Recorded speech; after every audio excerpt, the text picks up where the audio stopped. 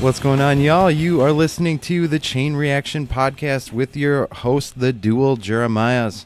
I am Jeremiah Mitchell, and Mr. Harding, how you doing? I'm doing reasonable.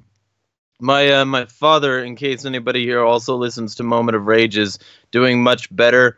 And with a couple procedures, he should be out fairly soon. And that means also that it shouldn't interfere with content anymore. And I should be able to get this article out tomorrow, then start on my vlog series also tomorrow. So expect to see daily shit Monday to Friday.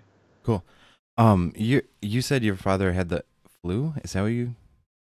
Yeah, But it ended up was like, being incredibly major.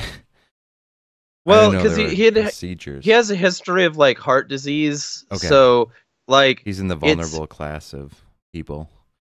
yeah. So what happened was it was the flu, and then it was pneumonia, and then the coughing from that turned into a mild heart attack, I think. And so they had to get him stable and sedated and shit, and but whatever. Like the primary thing is that he's doing fine, relatively speaking, and that he should be out. So I should be able to resume the regularly scheduled anger. Well, hey, there you go. I'm glad you have an outlet again for, Yeah, there for you your go. anger and people to relate with it. Well, sorry, I'm glad he's okay. I knew he had the flu, and it sounded. I didn't realize in your message how significant it was. Meh. Yeah. I mean, it's less significant now. See, that's Right. the thing. As long as Obviously. it's getting better, I don't mind Yeah. any of this. I mean, it sucks for him, but he's not really aware of much right now. So I mean, it will suck for him more, and at that point, I'll be there for him. But Okay. Well. I'm trying to be objective about it. Yeah, you can be objective and emotional simultaneously. Oh, what do I want to get to? All right, today is going to be the last episode of Chain Reaction, at least for a while. We are going to be taking a hiatus for at minimum a couple of months, and it may be permanent. And the biggest reason for me, this is my decision. I kind of just threw it at Jeremiah Harding today. I was like, I'm pretty sure this is my last episode, at least for a bit. I just haven't been able to find a routine for whatever. I could make the time if I wanted to do a little bit more with the show, things that I wanted to do, some of the things I wanted to do a little bit better job of originally. I just haven't. So for whatever reason, this has not been enough of a priority for me to make it more what I was hoping to make it originally. I mean, I wanted to do a little bit more of bringing in some of the classics and kind of classic economic ideas to a podcast format for people who don't read. And we really could have done a better job of trying to take advantage of the video medium that we use, even though the vast majority of our listeners are audio only. And I thought I could have done a better job bringing in other content from different podcasts and stuff people listen to, and commenting on that, because I know one thing that I think all of us feel while listening to podcasts, that you're probably feeling right now, or you feel at times listening to this podcast, is where you want to respond and maybe yell at someone that you're listening to, or at least have a conversation with them and make the points that the interviewer didn't make at the time. And I thought that might be an interesting thing to listen to, but I just haven't put forth the effort. I think part of it is having a kid.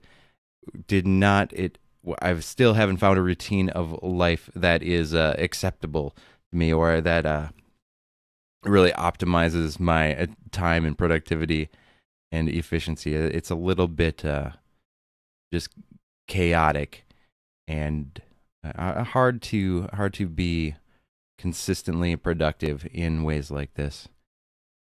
And I don't know, maybe I've lost some passion for it. I'm not sure. It seems like there's other things I do find the time to do. Whatever. Anyway, I wanted to let you guys know that we're still going to do a normal length episode today. And you might be able to expect some in the future, and you might not. Looks like our YouTube stream isn't working. but that's okay. We'll have a video out later. All right, Harding. Yeah. You want to jump into anything or respond to that? Stream is working. Well, we have dropped 14% of our frames according to OBS, which is, though it's only semi-working, dramatic enough that it would not be an entertaining live stream to watch. Yeah. Well, I mean, it seemed like, because I went on it, like, it didn't notify anybody that it was up because, like, I have bells on for this, but I certainly sent out the live link, and there are a couple people watching right now, so I think it's working. Okay. It's at least partially working, but not. Yeah, it's working-ish. Yeah, don't go on it right now, though, audio listeners. But yeah, I mean, that's totally understandable. Like, you know, having a kid and like making enough time for that kid, that's hard enough on its own without a podcast, and then having a podcast also would make that more difficult, much less like a weekly thing on Sunday when like you have time to catch up with the kids. So I don't know. There's always the possibility that we'll come back, but y'all can find me elsewhere anyway, so I'll be making a shit ton more content very, very soon. Yeah. Yeah, so you can find us doing other stuff or go back and listen to episodes, but there's a ton of great podcasts out there right now in the libertarian anarchist community as well. Just do a search or follow some of the people that we follow on Twitter, and there's an 88% chance that they also have a podcast or are about to start one. Is what it feels like. It's a very saturated market right now. Nothing wrong with that. I think that's great. I love a lot of different voices saying things, even to small audiences, in different ways to connect with people and encourage them, and hopefully help more and more people reject the initiation of force. Basically, just be a decent human. I'm not exactly sure, but I think that we just lost a bunch of audio quality also. So on the live stream, I'm not worried about it. I mean, we've lost so many frames right now. It's pretty much a destroyed stream, but the video usually turns out all right. Yeah. I hope you guys are enjoying this production conversation in our last one. Yeah. Well, and this was a perfect time for my mic to fall off. So yeah. I'll deal with that. But you can get us started on the Olympics then. It's like 48 episodes, and there has been like 3 smooth ones, and they were all in the beginning. In the first 10. Also, man, I miss Dre. I wish he would have come back. He had, that rough transition period, and he was like, fuck this. I'm not going to talk to these guys anymore. I still interact with them on Twitter every once in a while, and enjoy seeing his posts and stuff. He's a different cat than a lot of anarchists in terms of just his attitude about stuff. But I really enjoyed dialoguing with him, both one-on-one and us 3 together. So. That's kind of a tragedy. But he had that homelessness thing for a while that he was trying not to have, and I think that like when he had to settle into a new routine, he didn't have the time or something, if I remember correctly. But like obviously, if we come back, we'll hit him up and see if he's interested in coming back again. Yeah, for sure. He's like I said, just an interesting dude. I enjoy him. Winter Olympics definitely started this weekend, in case anyone is interested. They are Harding's favorite sporting event activity. Is that correct? Oh, absolutely. Just right alongside drilling out my temples with a power drill. Which is one step above the Super Bowl for him. Oh yeah. I mean it. Like, to be honest, my favorite sports are something like UFC, because essentially UFC is teaching real, authentic skills. Like, people could like benefit from watching UFC in ways that they can't benefit from watching anything else, because they're learning how to properly have ground control, how to essentially use leverage. They're learning that in ways that they wouldn't otherwise, and I think that that's very important. Well, you can learn things watching football that you can't learn in UFC that you might use in your day-to-day life. Oh yeah, absolutely. If I'm defending myself, I'm definitely going to try and get a testicle shaped ball to a place that's at the end of a thing.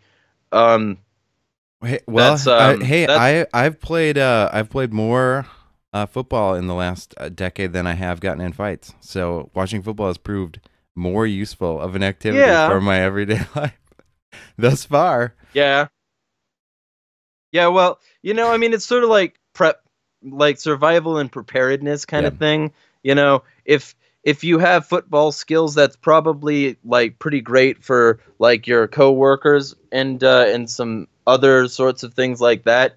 But and going out and having a good time with friends. But if you do UFC, if you're training some sort of martial art, you're training for like the situations where it's having a better bad to time have with it and not friends. need it.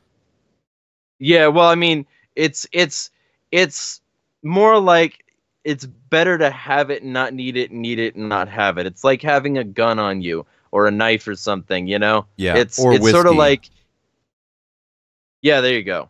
Yeah.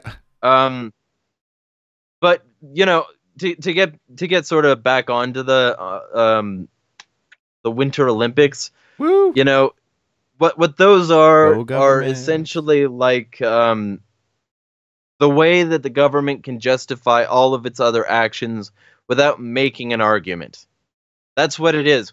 The government doesn't actually say anything with the Olympics. They just have a good sports team that they claim represents them. And it usually pretty much doesn't represent them. It usually has like, a whole lot of different political beliefs in it, but they still have to say we're USA, we're Singapore, we're North Korea because they're emotionally loaded. That's all. Yeah. And so we have Olympics, we have the Olympic ads, we have this gigantic sort of like United Nations meeting where there's also sports occasionally thrown in. And we have, quote, the best of the best. And these people who are, quote, the best are always used to justify people's feelings of superiority over other countries. Like, USA Or can't lose. solidarity We're with the people. USA. Yeah.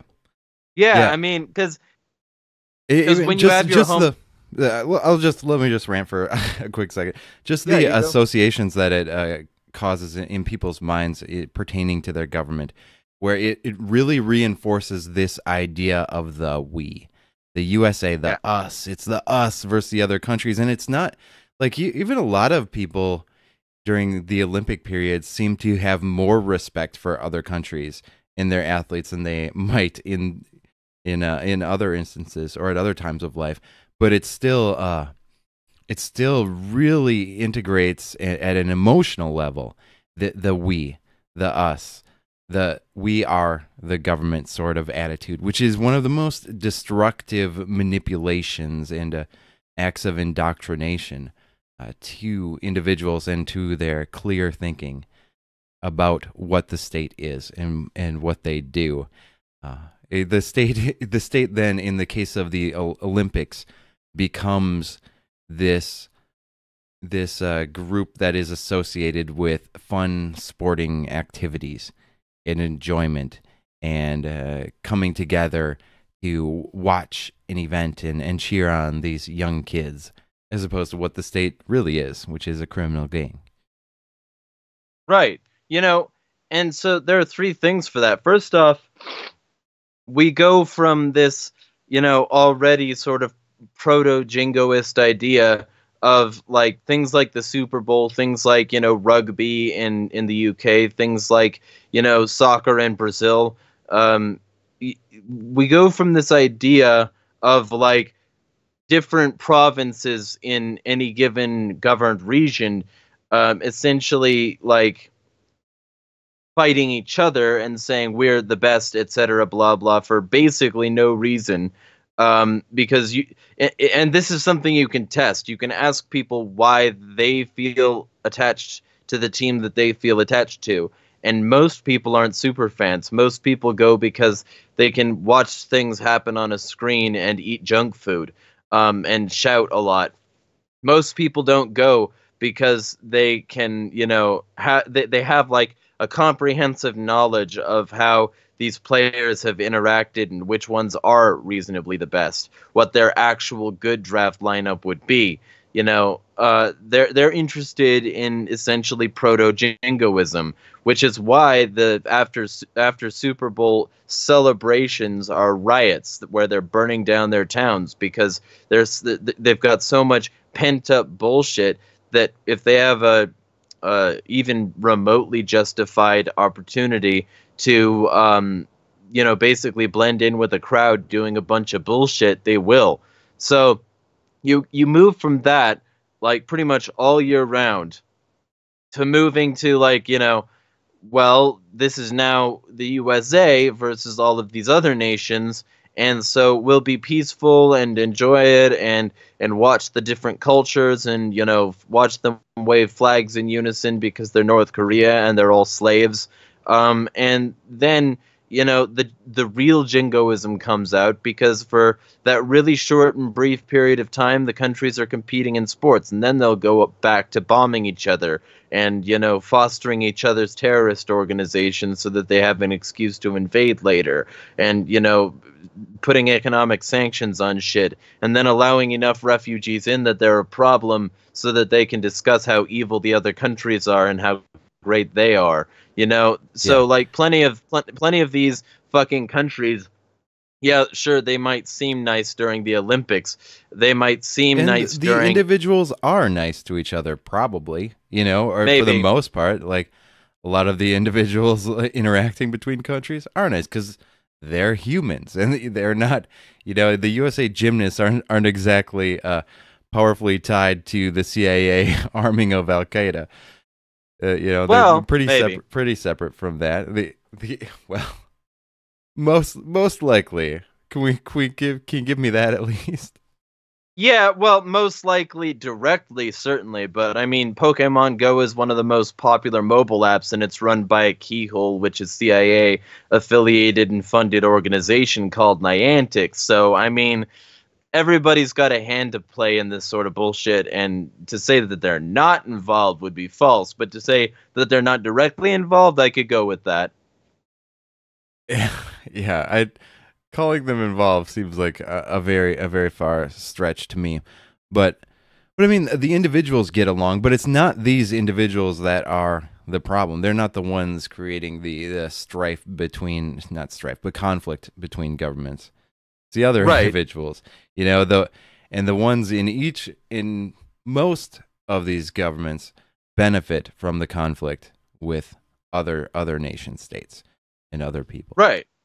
Well, but that's the real thing, because I don't know if it was during the broadcast or before it, but essentially you said that the whole thing is a distraction. It is. It absolutely is. It's Panem et Circenses, but essentially what we have is an obelisk. We've got something for a huge amount of cultists to focus on and worship at once, and that means that they can basically say whatever they want, and people will agree with them. If everybody who watches the Olympics are watching the Olympics so that they can hear from governments around the world, and those governments have an extremely easy access propaganda platform.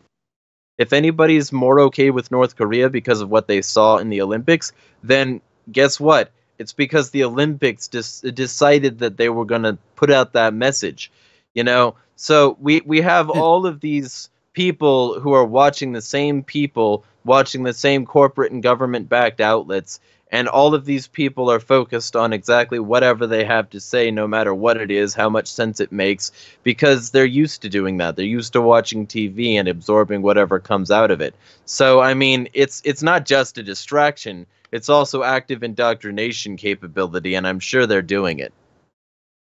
Yeah, I mean, it's the indoctrination is obvious. It's one of these activities that reinforces the similar sort of tribalism that all of us were taught as children and continues to be a part of culture.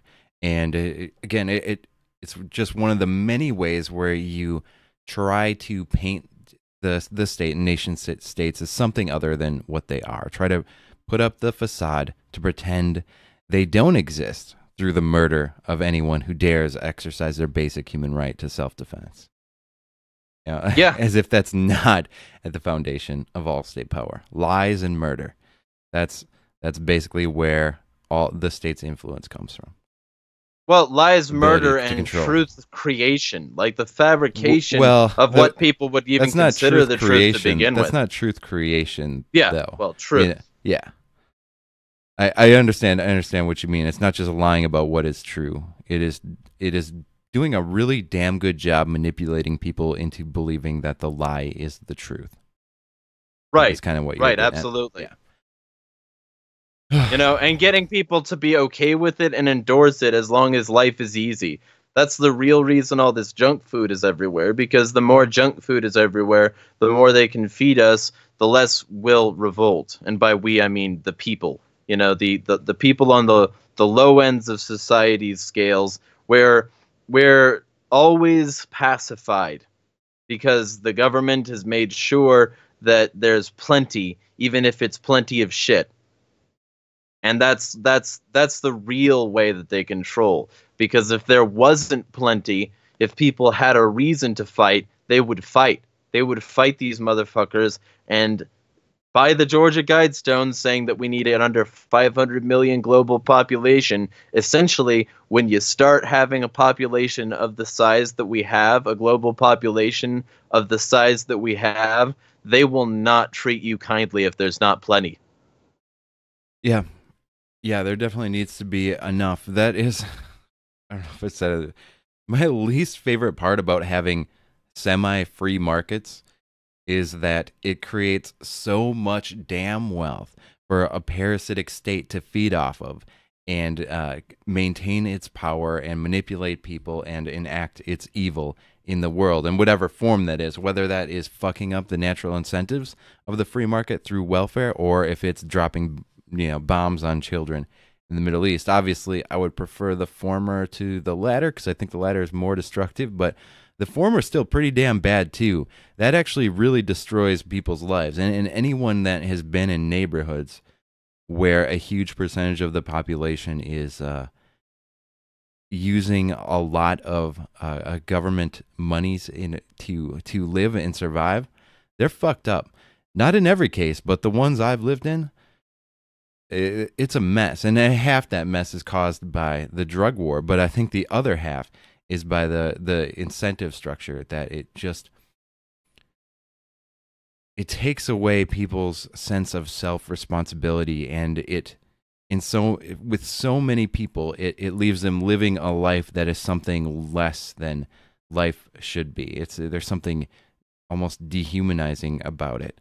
Not that they're less than human, but they don't seem to live a full human life. I think it does something to a person's spirit to have to and choose to actually provide for yourself and your family, if you can, as opposed to being able to and then not doing it and just living like less than what you are and what you can do and can be.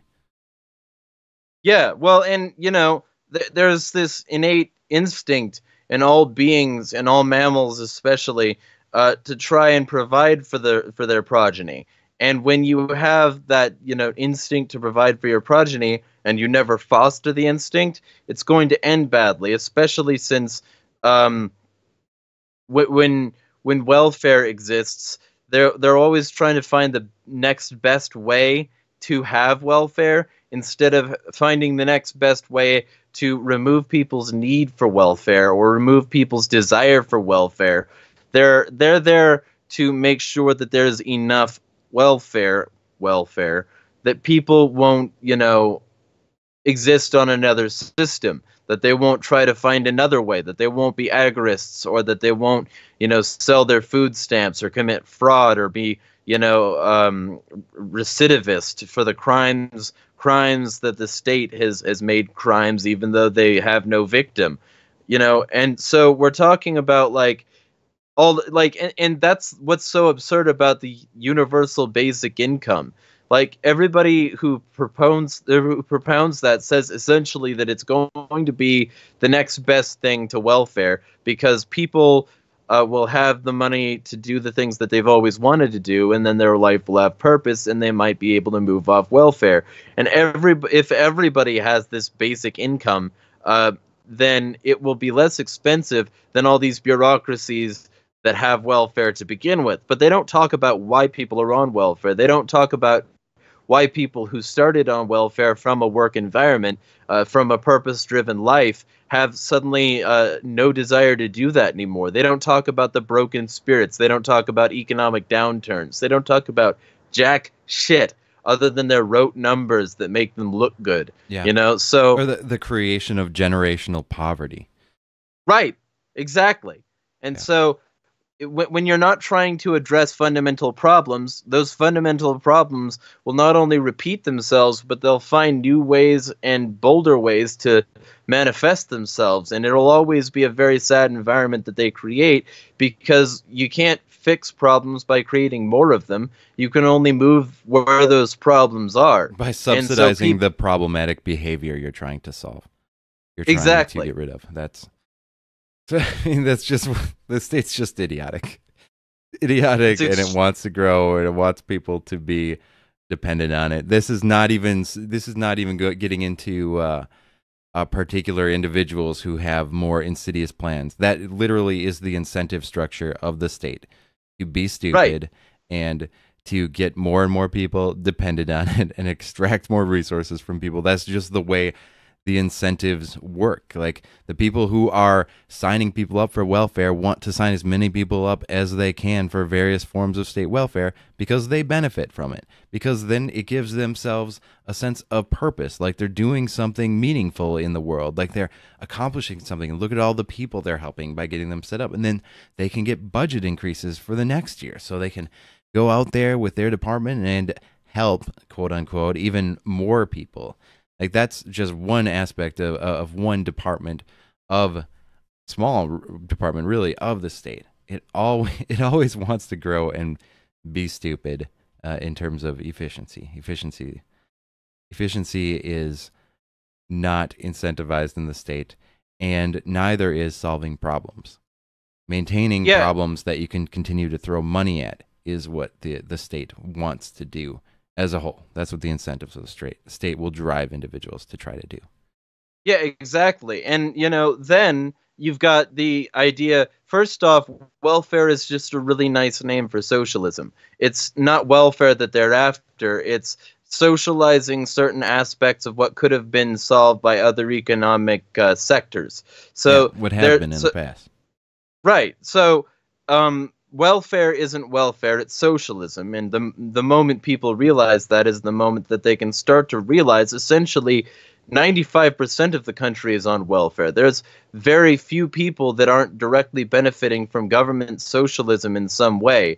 And like those very few people, that like 5%, they're like the Amish. And, the government is sticking its fingers into there as well. And it has been since the Amish have tried to claim independence, essentially, from the system that the government wanted to create. So the Amish, like this Amish village a short while back, was forced to install a pump and hook up to the sewer system because their toilet systems were considered unsound and unsafe because it wasn't hooked up to the grid. Not because it wasn't working, not because their composting system was not absolutely fine, but because the government didn't like it, because the government wasn't able to say that it's part of the system, and these people were doing fine without them, so why not step in and get involved so that you can then say that even the Amish are on your grid. So it's all a very sick, fundamentally around loathsome system.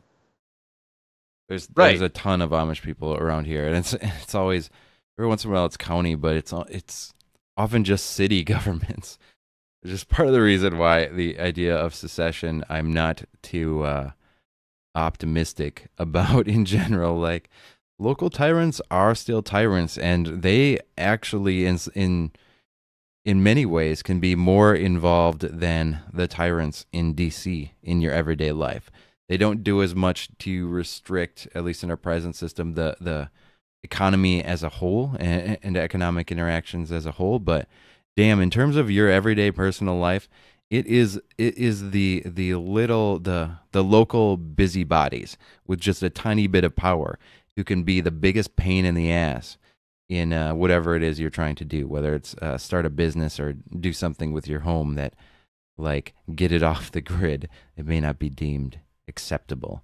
So Well, right, but you know that's the initial lie, isn't it? Like they tell you that these people are just the same as you, that they are you and you are them, and they're your next door neighbors. They're the people down the street that run the that ran the cobbler shop last year, and now they're running the local bureaucracy X, whatever that is. And so they build it up by saying, we're just like you, so we'll run things better than these people who weren't, than these people in Washington who just don't get it. And then, even if they had the purest of intentions, those pure intentions can be corrupted by the existence and incentive to grow that power structure, to be more involved, to be bigger busybodies, to be busier at it. There's so much like corruption that can be like wrought just because these people can claim to be small and can claim to be close to you. And then, basically they're no better than the government, and in many ways worse, because they're the people they may not be the biggest hammer, but they're certainly being used the most to hit the most nails into the concrete. Yeah, they hit the nail in a very precise way.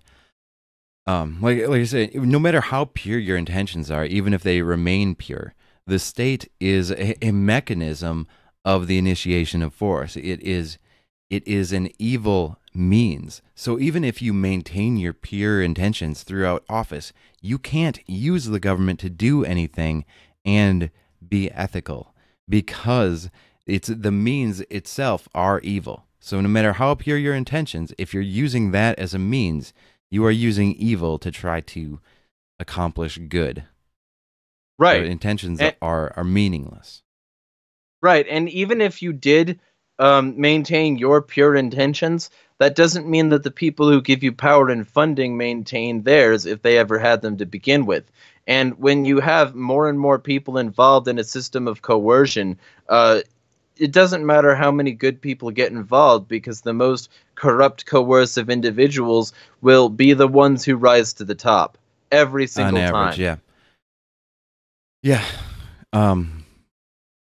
Yeah, the only thing you can do is dismantle. The only ethical thing you can do with the state, if you do have that power, is to dismantle it. Right. Do you want to jump into, I would like you to, at least jump into your semi-good news story? I mean, it's good. Yeah. It's potentially good news, we'll say. See what happens with it. Okay, so this is by John Vibes on the freethoughtproject.com. It's Paradigm Shift. City now forcing bad cops to pay victims out of their own pockets, not taxpayers. And what's in cases? Let me see about this. He'll probably tell us in a minute anyway. Baltimore. Okay. So Maryland. Whoa, Baltimore's like the worst in terms of like big cities and cops murdering people and being horrible to their citizens. Baltimore's always been real bad.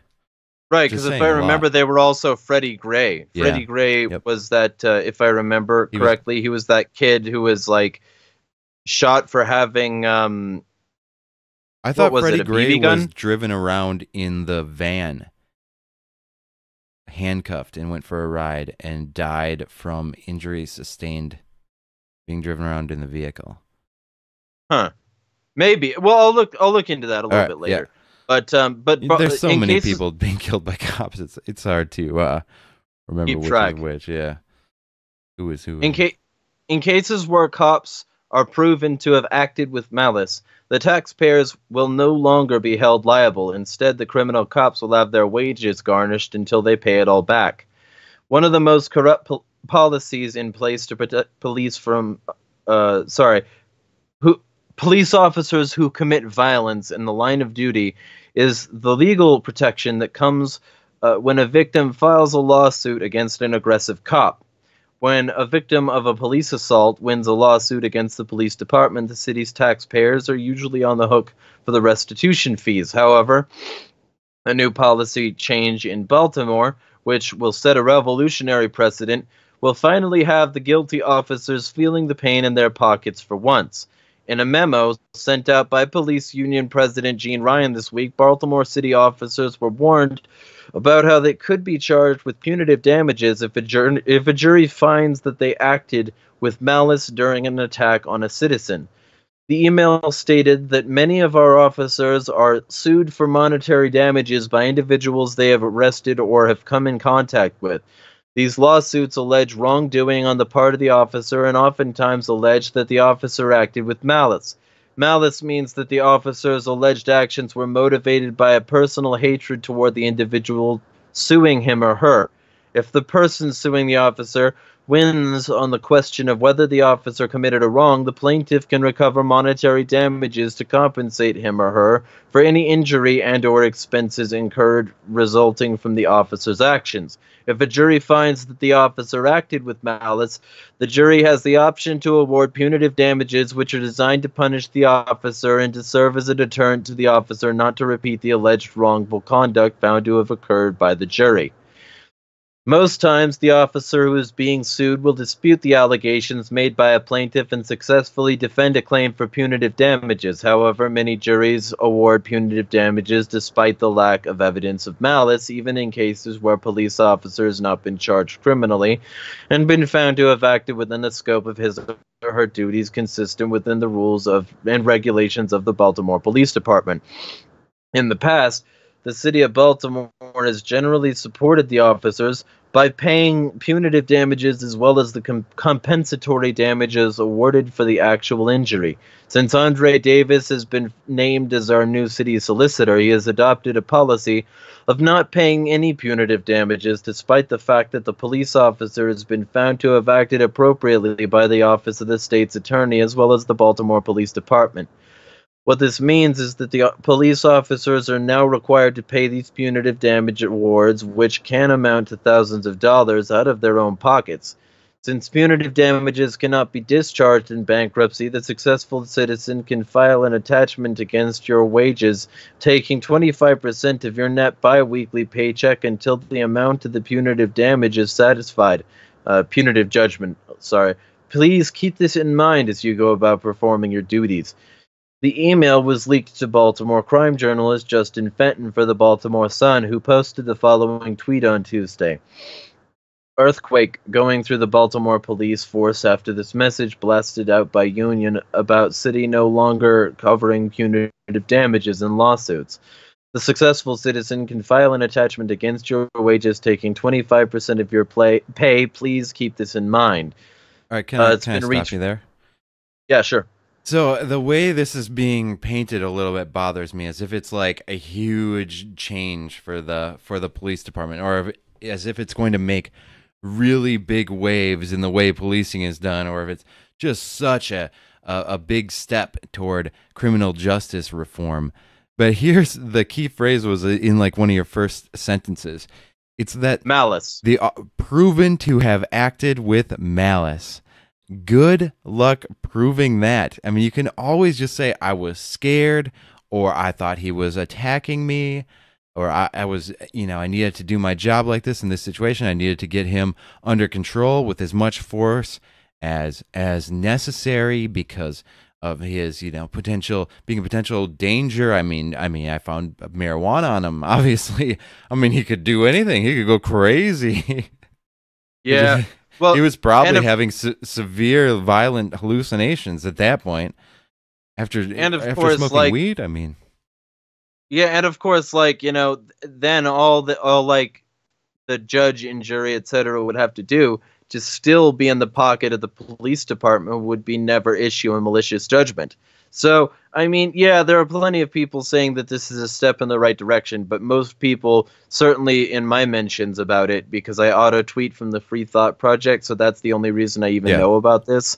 But, the people in my mentions say usually that it's just a step in the right direction. But the right direction, in my view, would be abolishing the police and having security teams that are more interested in actually protecting rights, like Viper's threat management in Detroit, Dale Brown's unit over there. Yeah, even just like what a few towns have done, has been helpful, which is they have a monopoly system still, but they fired their police department and then hired a private company to take over policing duties that contracts with them. Even it's still a monopoly in a given geographic area, and they still enforce laws. But having that minimal amount of competition, for what it is, does help. It has helped historically in these cases with things like police brutality and stuff. I tend to see this. This seems more like a PR move than anything to me, like to pretend they are getting closer to criminal justice reform. I would be shocked if we ever saw any police officer have to pay a significant amount because of this particular new law. And if they did, they'd be a sacrificial goat. That'd be my guess too, but like proven to have acted with malice. I mean, hell, the people that killed Daniel Shaver, I could make an argument that they weren't acting with malice. I could just make an argument that they were dumb shits. Mm-hmm. And that's one of the worst ones I've ever seen. I don't know, top 3 at least. The Kelly Thomas. Yeah, who was had the shit beat out of him. That one was real bad. Till he died. Yeah, and so so were many of the others. Like, if you just want to talk like gunned down, there's that guy who was helping the special needs kid with the truck. Yeah, thankfully didn't die. And he laid down on the ground and was still shot. Yeah, but in the cop's defense, he was shooting at the other guy. Yeah, well, there's a funny part of that story. Oh, hey guys, I wasn't trying to shoot the black man. I was trying to shoot the autistic guy. Yeah, the autistic with a toy kid. truck. Oh, okay. You're fine then, as long as you're not racist. Just a fucking retard. Yeah, well, and of course, because that's I'm so the frustrated. reason I didn't tell you that. Microphone. That's what that noise was. Yeah, well, because that's the reason I didn't say it was just straight out good news, because I had already read into it, and it is not just straight up good news. It's good news if it works, and it's good news if people are honest and reasonable in ways that they would be honest and reasonable about any other sort of killings or misconduct with anybody else, but they won't be. They fucking it's not won't about. be. It's who cares whether or not there is malice in terms of whether they should pay restitution. That doesn't matter if there's malice or not. Like if you murder a guy because you thought he had a gun and it turns out he didn't, or you murder a guy because you didn't like him and you wanted to hurt him, in terms of what that ends up being for his family, it doesn't matter. Whether or not malice was involved, you are still fully responsible for your actions as a self-owned human being, and you don't have a right to steal from someone else by proxy through taxation to have them pay your restitution fees. You owe restitution. This trying to get into intent stuff should be irrelevant in any sort of just court system and just a system of restitution. It's not in this case, which it'll end up being pretty much meaningless because proving malice is literally impossible. I'm sure there'll still be some juries who, in some cases that are pretty minor, will probably find malice, but they haven't actually proven it. They just all think it's true enough to vote yes, it was malicious. Yeah, well, and 3 responses to that. First off, this is 25% of wages. It's not actually anything more than a slap on the wrist, even if it's something awful that happened. That's a big slap, though. Yeah, well, bigger slap would be better, like 50 or 75, or like trial by combat. What we're talking about here is scumbags who kill people. And what we're talking about is the fact that they somehow think that it's okay to just garnish somebody's wages for killing somebody unnecessarily just because they have a badge, And so there's that part of it, and then there's the next part of it of the acting malicious thing is bullshit anyway, because you didn't act maliciously, but the result is the same. But we're going to say that your intent is what really matters, and that the means those don't matter. The ends don't even matter. We're not even going to look at it because you didn't mean to.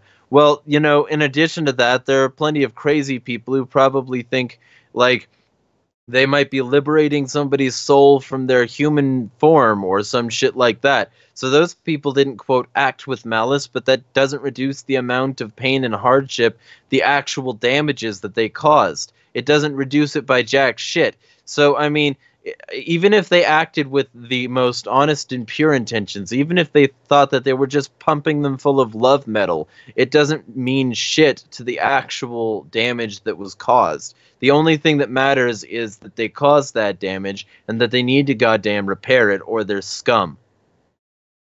Yeah. Well, you're welcome, listeners, for the good news. Yep, the best news ever, and I'm really good at delivering it with that little cherry on top. I'm a smiley optimist. I've changed entirely. Yeah. I'm a smiley cynicist. Sarcasm helps with that. Well, y'all, I think we're heading out for the day, for the months, and we'll see what happens in the future. Thanks again, as I thank you every episode. Thanks for listening, watching, and people. I know a lot of you have been with us since the beginning. I appreciate it. I hope you've enjoyed this. At least we're mildly entertained on maybe your commutes to work or you listening to us while you do homework or some shit like that, and maybe you learned something. Maybe I think we had some good episodes that I really enjoyed. I feel like I said really, really smart things most days. So I hope you did too. Yeah, I don't know what to say, but it's good. It's nice to know that people care enough to download shit that it's just me and a few other people talking for a while. It's kind of a crazy, surprising thing about this world we live in, that people who are poor entertainers like myself can be interesting to others just by kind of expressing the way you feel and think about the world, that it's worth listening to. Cool. Harding, anything? Well, might see y'all in a couple of months on this channel, but if not, then I will see y'all on my DTube, my Steemit, YouTube, Twitter, BitChute, which is now Speak Out, I guess, whatever, Minds. I'll be in places. You can find me at Insanity is Free pretty much anywhere. Not a name that is widely taken. Convenient. Yes, definitely. All right. We're out, y'all. Thanks. Peace. Be well.